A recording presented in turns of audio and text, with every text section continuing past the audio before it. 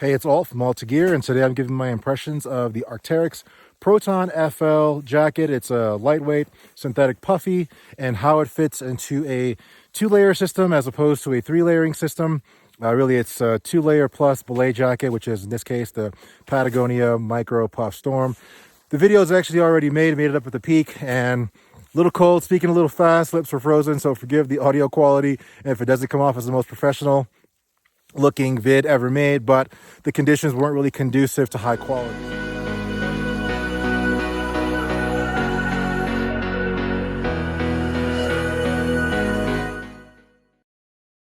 Hey, it's Alt from Alta Gear, and today I'm doing a hike out in the Wasatch Mountains. I'm actually not too far from Salt Lake City doing the Desolation Overlook. So I'm making this video with my iPhone. I'm not sure how good the audio is going to be. As you can see, it's snowing pretty good out here, and mostly this video is intended to be a response video to numerous threads that I've seen on Reddit asking about layering and how to properly layer for conditions like this. And I wanted to deal with a couple of misconceptions that people have about layering and how to operate comfortably in conditions that are freezing, snowing, a little bit hostile with spindrift and high wind. And one of the things I want to address is how many layers does one actually need to be comfortable in conditions like this. So today I am testing under this shell, the Arc'teryx Proton FL, relatively lightweight puffy jacket that's kind of a hybrid with the soft shell fleece and a puffy using a very light insulation. Got to forgive me here, it's a little bit slippery. I want to angle here. And the thing about this jacket is it defies the conventional wisdom of the three-layer system. Now, the layering system is a traditional system people use when hiking out in the mountains. It encompasses a fleece layer, a puffy layer, and a shell layer. So in this case, I'm only wearing 2 layers. And the reason why is what I find is if you get too overambitious with your layering under your shell, it can impede some of the functions of your layering system. So for one, articulation. So the less layers you have, bulky layers you have under your shell, the better your articulation is going to be. And as you can see here, I have full mobility to reach, cross my arms. My hem is relatively low, and this particular shell is an Arc'teryx Theta AR. It is a discontinued Gore-Tex Pro shell by Arc'teryx, but it's cut a little bit long, which I like because when you're out operating in the elements, the more protection you have against snow and moisture, the better off you will be, the more comfortable you will be. So I have an Arc'teryx Theta AR from my shell, and you can see with all my layers underneath, it fits just right. And this is actually in a size large. So underneath it, I have the Arc'teryx Proton FL. So I have all the zippers open to facilitate venting so I don't get too hot underneath, but it's really a nifty, cool little synthetic, really lightweight, really low profile, really warm. So I was hoofing up here the entire time, and not once did I feel like I was cold. It's a little bit chilly now because I'm mostly static up here in the mountains while I make this video. So I am feeling a little bit of a chill now, but as you can see, I have pretty good amount of space for articulation. In addition, I could fit an additional layer under here if I needed to, but for the most part, I really don't. I'm really comfortable as is, but this is just it. This is all I'm wearing against the elements out here. So underneath this, I am wearing just a performance t-shirt by the company Head. I've had this particular shirt for maybe about 4 seasons. I got it for like $7. It was really cheap. So I'm not spending a ton of money on these pieces of equipment. I got this on clearance. I got this item on clearance. And I also got this item on clearance. This was purchased at REI, and this was purchased at the Arc'teryx outlet here in Utah. So real simple. My performance tee, the purpose of a polyester performance tee is to get moisture off of your body.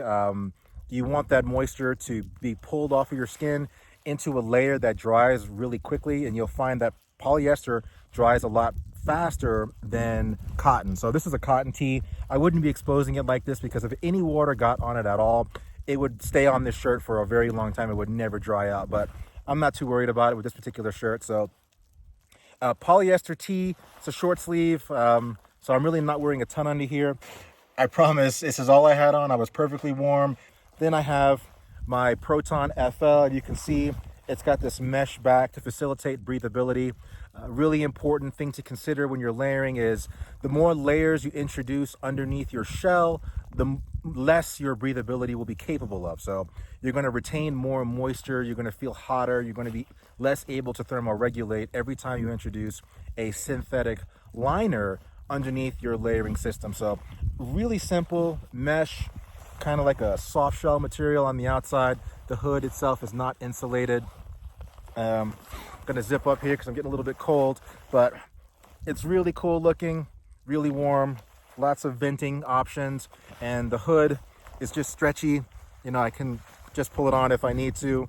You know, there now I have a little bit of wind protection in my beanie if too much wind was starting to cut through and pull some heat out of my hat here. So the Arc'teryx Proton FL is definitely a winner, but mostly it achieves simplicity in layering where I could, for the most part, ditch the fleece layer, just focus on a very lightweight, puffy / soft shell jacket and my primary Gore-Tex Pro shell here.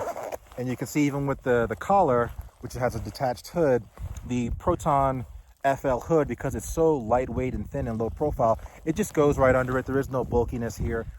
Now, the question is, hey, you've ditched a layer under your shell. What happens if you encounter conditions where it starts to get really cold and suddenly you feel like you're underlayered for the conditions? Well, here's one of the reasons why you don't want to be too concerned with layering under the shell. You can actually layer over your shell. So this is the Patagonia Micro Puff Storm. So in my 2-layer system, what I'm finding here is being too stationary, I'm starting to get really cold up here. So what I'm going to do is add this guy over my shell, and suddenly I am perfectly fine all over again. So here I am, got the Micro Puff Storm on. It is actually a waterproof jacket, 2-way zipper for a belay, so if you need to get that harness underneath there, or just general venting. I am now perfectly protected from the elements. It's nice and cut long, articulation is great. Man, it's getting a little cold up here. While most hard shells are cut somewhat generously to accommodate layers underneath, a belay jacket is usually cut even more generously than a hard shell. So you don't have to worry about cramming big, heavy down jackets under your shell when you can just layer over your shell and still have that warmth you're looking for and protection from the elements. So how should these jackets fit? Really what you should be asking yourself is, how much articulation do you need? And I would say you want to go with the least amount of size with the most amount of articulation to facilitate the purpose of what the jacket is designed for. So in this case, you don't want a lot of waste in material. You don't want a lot of volume that's unnecessary, because that adds a couple of things you don't want. It adds excess weight, and weight is your enemy when it comes to adventuring outside. In addition, it adds to just sloppy, poor fit, which leads to poor thermoregulation, poor moisture management, poor performance, and takes away what the jacket was made for. So don't go too tight, don't go too large, but go small enough on your body where the purpose of the jacket is not encumbered and articulation is not hampered. Now, what about sizing? People always wonder, do you have to size up or down for jackets to accommodate a layering system? And I'm going to say, if you are purchasing from a reputable manufacturer with expertise in this area, you shouldn't have to really change the sizing too much, provided the cut is conducive to your body type. So in this case, I am wearing a head t-shirt, which is a size medium, and Arc'teryx Proton FL, which is a size extra large. I wanted that because I have a 44-inch waist, 44-inch chest and a 33-inch waist. Therefore, having that extra room to move was important to me. The Arc'teryx Theta AR is a size large, and this Patagonia Micro Puff Storm is also a size large. So you'll notice not a huge amount of variation, especially not in the outside most layers.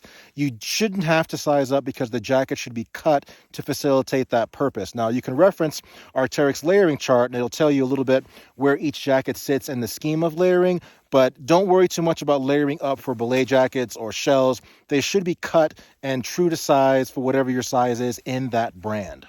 So if you're wondering why the Proton FL is an extra large on my body, so as I mentioned, I have a 44-inch chest 33-inch waist. And to get that length I wanted on the jacket and the articulation with no impediment to movement at all, I had to go up to an extra large. So you can see the drop tail goes down quite far, gives me that additional coverage here.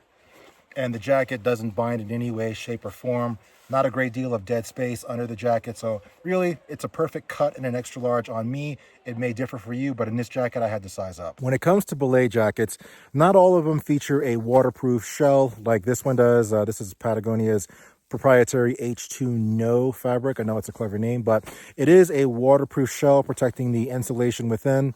I tend to prefer my jackets like this type, like this belay jacket, to be waterproof because a wet insulation or wet big puffy jacket is of no use to me. Even if it does keep me warm, that absorption of water is going to present a series of inconveniences that I personally don't want. So having a puffy jacket underneath a waterproof liner like this jacket here does not only simplify aspects of my layering system, but it protects my core and my other materials from getting all wet or impacting breathability. Not only am I dry underneath here, but the venting I have is excellent. You can see there, mesh pockets is keeping me airing out pretty good. So some people are of the mind that when it comes to belay jackets, all you should care about is sheer insulation per dollar. I tend to disagree. I think a little extra features does add some level of comfort to your hiking and trekking and climbing, skiing endeavors. Get my hoods on here. So I've got my hard shell. I got thermal insulation from the Micro Puff Storm. I have plenty of insulation in the torso and the arms, and I'm actually dry. So hopefully this answers some questions about layering, how you really don't need to worry about squeezing a plethora of layers underneath your hard shell. You can go fast and light. I would encourage you to do so because the faster you are, the warmer you're going to be, the more progress you're going to make, the more comfortable you're going to be. And my lips starting to get a little frozen, sorry. But thanks for watching. This is my video on layering and my impressions of the Arc'teryx Proton FL, which, it is a phenomenal, breathable, hybrid, synthetic puffy that I really can recommend for meeting some of your layering needs. Thanks for watching. This is Alt from Alt to Gear. Till next time.